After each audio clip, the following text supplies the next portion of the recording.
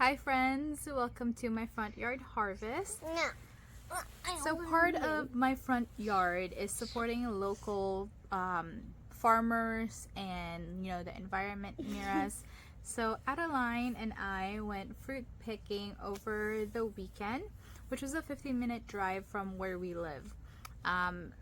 In that place they have blueberries, cherries, strawberries, peaches, plums, pluots, a bunch of things, but it's fairly early in the season, so we only have to pick blueberries and cherries. Yes, we were only able to pick some blueberries and cherries.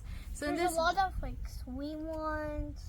Yeah, so they're not super dark yet. They were sweet. They're a little bit darker. Yeah.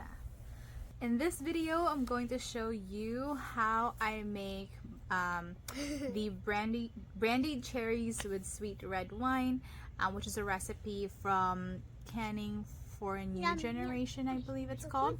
I'll link everything down below, along with, and it's like the book's free on Kindle Unlimited, so it's really neat. So enjoy.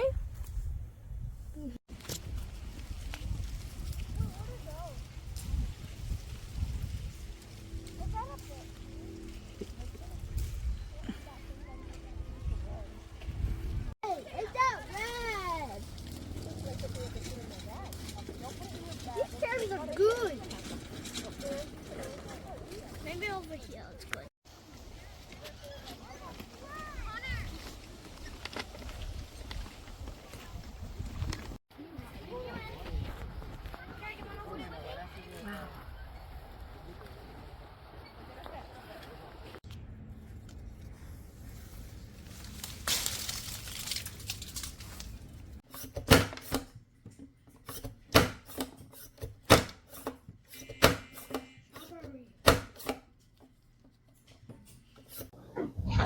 All right, my friends, let's make this brandied cherries with red wine. I will be canning it in my Presto digital pressure canner. I have the 17 quart, so it is a little taller, so I can stack if I want to, or water bath with quart jars, which is why I preferred to get this. Now, once you plug it in, it's automatically going to say pressure can right there. Since we are water bath canning, you just gotta rotate that and it's going to say boiling water can, and press the knob. You're gonna hear that beep. Then you're gonna set the timer based upon what your recipe says and your altitude. So for me, I do need to set it to 5 minutes, and then I'm gonna press that knob again. Once I press it in, it's going to say insert my jars. Now that our canner says insert jars, it just means that we're going to warm up our jars. But before I do that, I gotta fill this canner with water up to the fill line. I don't know if you can see it right there. There's that fill line right there, which is about, I think, 3 quarts of water. And I have my trivet at the bottom as well. What I'm also going to do before I put my jars in, I'm going to add a splash of vinegar, because I do have hard water and I don't want it staining or scaling my jars. So I have my 6 half-pint jars here. Since the recipe did say it's going to fill about 6 half-pint jars, I did put some water and hot water in here to help with keeping the jars down, also with warming up our jars. Before we fill these jars with cherry or our filling, we're going to pour it back into the pot, and I'll show you that later to help with that fill line we're going to need later on.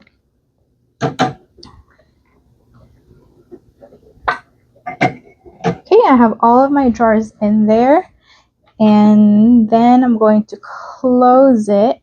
When you close the canner, you got to make sure that this line, the install remove line, matches with that lock, and it's just going to sit right in. And then you're going to turn it to the left, and once the lock line and that matches, you're good to go. We're going to leave this up, and we are not going to use our regulator for water bath canning. So now that the jars are in there, we're gonna press this button here, and that screen is now going to say warm, meaning it's going to start warming up our jar. At this time, we can start the process for the cherries. If we are not done with the cherries just yet and this already beat for the next step, it's okay to leave it there for the meantime.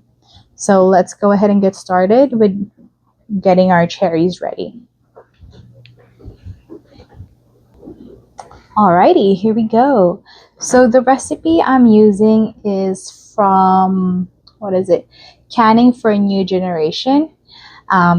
It's called Brandied Sweet Cherries with Red Wine.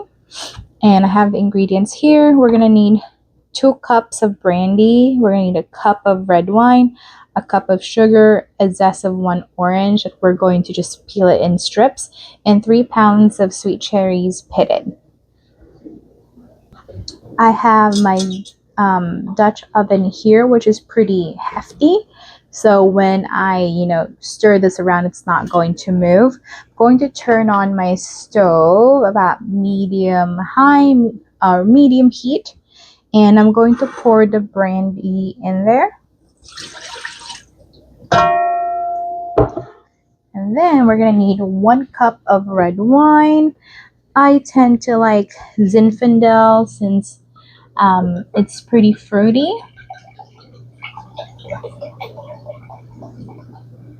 All right. There's a cup of red wine.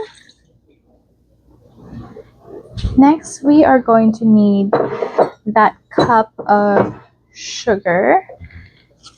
And I have a half a cup measuring here, so we're going to need 2 of these to make 1 cup.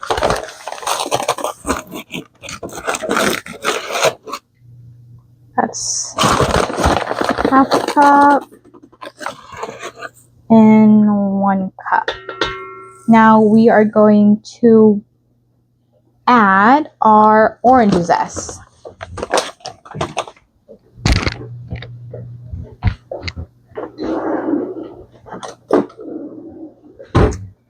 Here's our orange. It's kind of cute. It still has the leaves on there. But we're going to take a potato peeler, or vegetable peeler, and we're just going to scrape it lightly because you just want that zest. As you can see, there's not a whole lot of white in that zest, and we're going to toss it in there. So very lightly peeling this orange zest. All right, we have our orange peel in there, brandy, wine, and sugar, and we're just going to let this boil and let the sugar dissolve before we put the cherries in. It's going to take about 5 minutes, and I'll be right back. You want to come back and stir this every now and then, just so we're not burning anything. Oh, I can really smell that alcohol. Now that we are boiling, I'm going to add my 3 pounds of pitted cherries. Ooh.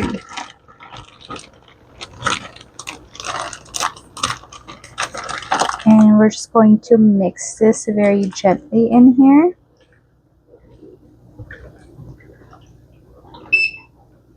Oh, did you hear that? Our canner is ready for our jars, but we're not. So that's okay. We're going to leave it alone while we continue to work on these cherries. And then we are going to let this boil again. You don't really want to stir it too much that your cherries are going to get ruined. You do want them to stay whole as much as possible.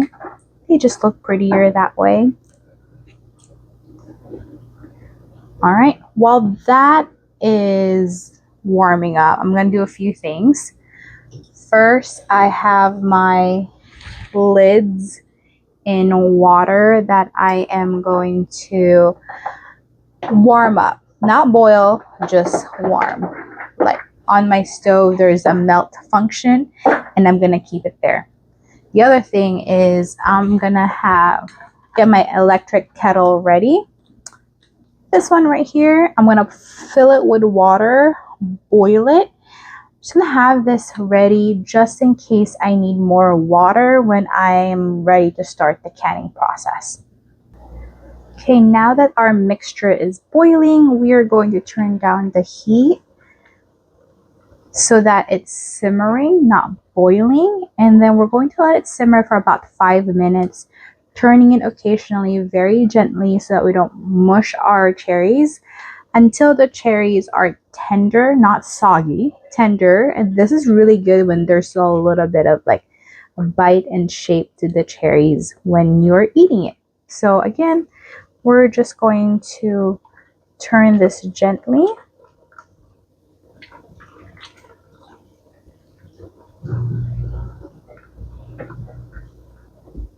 for about 5 minutes.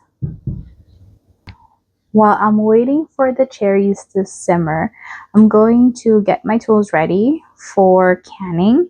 So I have my jar lifter right here. I have my lid magnet, my debubbler, and my jar funnel. And I like this one from Progressive because it has measurements on it already, so I don't have to just rely on this and go back every now and then. As I'm filling the jar, I can already see where it's at. And then this is great because you can use it for regular mouth jars and also wide mouth jars. I'm also going to have my jar of vinegar ready and a paper towel or a cloth so that I can wipe the rims of my jar before I add the lid on. All right, here we are. So this has been simmering for about 5 minutes. The cherries are tender. Sorry, my dishwasher's running. That's the noise you're hearing there. And see how much liquid the cherries have given us in addition to the original alcohol sugar mixture. So we're definitely going to be, oh, is that a cherry pit? Let me take that off. We don't want that. Now I have to go looking for it. Great. Oh, there it is. Whew, thought I lost it. Take that off.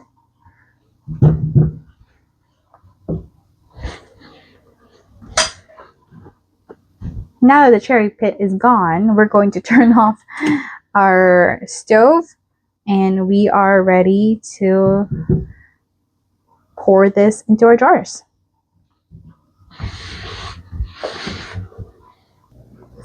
All right, we're going to start from here because I'm going to open up my canner. When you open it, turn and always open away from you because there's still steam here from when we warmed up our jar. Now set this lid aside, out of our way.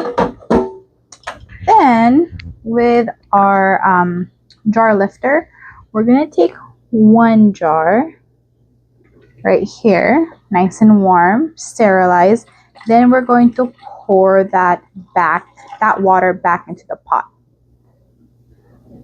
Now that that's ready, we can work on filling this jar. Best practice is filling it one jar at a time. Okay, so let's fill our jar. My funnel, I'm going to set it right on top where I can see the measurements. For this one, we do want to fill it with cherries and syrup with 1/4 inch headspace. That means from the top of this jar, there needs to be a 1/4 inch space where there's nothing on it. And I like to make sure I'm very generous with that because that's going to create the suction that we want and seal our jars. With the ladle, I'm going to take 1 scoop of cherries at first, pour it in there, and then maybe just go half a scoop of cherries, and pour it. Now, I'm definitely outside of that 1/4 inch headspace, so I'm going to need to take some cherries out. Okay, I'm going to take some cherries out. Make sure I'm going to stay within that 1/4 inch headspace. Okay. And then I'm going to just grab syrup and fill the jar, keeping an eye on that 1/4 inch headspace. Then from here, you're going to take your debubbler and you're going to scrape it along the sides of the jar just to make sure you don't have bubbles or empty space within your jar. And typically when you do that, and you can use anything, I just wouldn't recommend anything metallic, metal, like plastic, chopstick, or whatnot. When you debubble, typically it tends to sink a little bit more. So I'm going to recheck to see if I am within that 1/4 inch headspace. And I need a little bit of syrup to get me there. Okay, there we go. Next, I'm going to take my paper towel and wet it with vinegar. This syrup is very sticky, so I just want to make sure that our rims are nice and clean to allow the lids to seal onto our jar. Okay. Next, I'm going to take my magnetic lid thingy-majigger and grab a lid. And go, take out the excess water. Center it into my jar. Take a ring. Whoa. And just rotate it on there, finger tip tight. Like as you can see, I am not rotating my wrist to tighten it. Just like right here, I can't even tie it anymore. That's perfect. Then I'm going to place this jar back into the canner. Do the same process of grabbing a jar from the canner, pouring the water out. Right there. And fill the jar with our cherry filling here. And I kind of want to make sure I'm staying within about the same amount of cherries. There you go. That was 1 scoop. And then let's see, maybe about 3 cherries.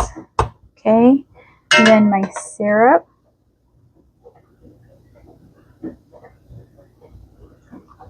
The goal is to get 6 jars filled.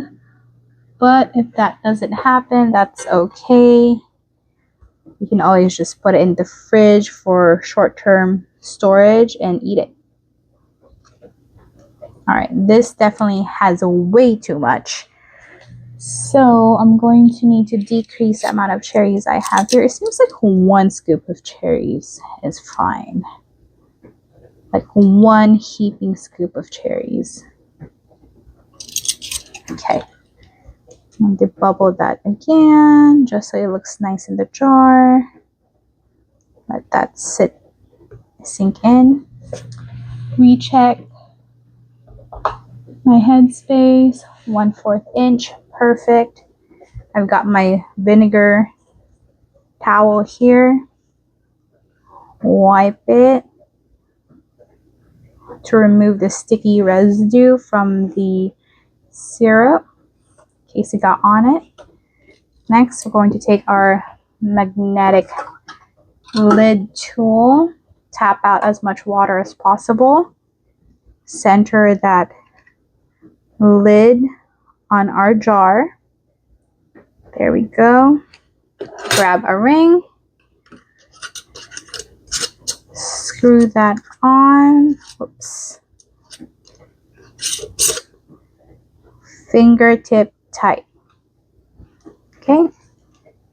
And then place it back into the canner and repeat for the remaining of our jars. Alright, so my mic gave out on me, so I'm going to have to do an overlay for the meantime. Here are the jars filled up halfway through, or a little bit before halfway through. I did realize that I definitely had more cherries, so I got a few more jars ready. I placed them in the water bath canner to warm up and get sterilized along, and also the lids in the pot. Fill those up, close them up, and here we are. So it's looking pretty good. We have about 7 half pints and 2 quart pint jars. To can these jars, we're going to need at least 1 inch of boiling water above the jars. So here you're seeing me pour that boiling water that I boiled earlier in the electric kettle, and wanting to make sure that we have at least 1 inch, I'm going to take my debubbler on top of a jar and see if we're at 1 inch. We are definitely at 1 inch. I'm seeing about 1 inch and a quarter, 1.5 inches of water on there. So we're good there. Let's take our lid. Again, the install remove line, you want it to line up right at that U shape, and then turn to the left. Now we will take our sensor arm, push it down, and this green thing right underneath. We're not going to use our regulator because we're boiling water can or water bath canning. Here we're going to click this button because we filled our jars, and then it's going to heat. It beeped twice. As I was cleaning, I heard it. So now it's actually starting the canning process, and it does say right there canning, and it's slowly going to count down the 5 minutes of processing time. Alright, this has beeped 2 times to alert us that it's time for the cooling process. Now once that's ready, it is going to give us 5 minutes for the cooling process. Take a towel and open this up. That's going to be very hot. And then you're going to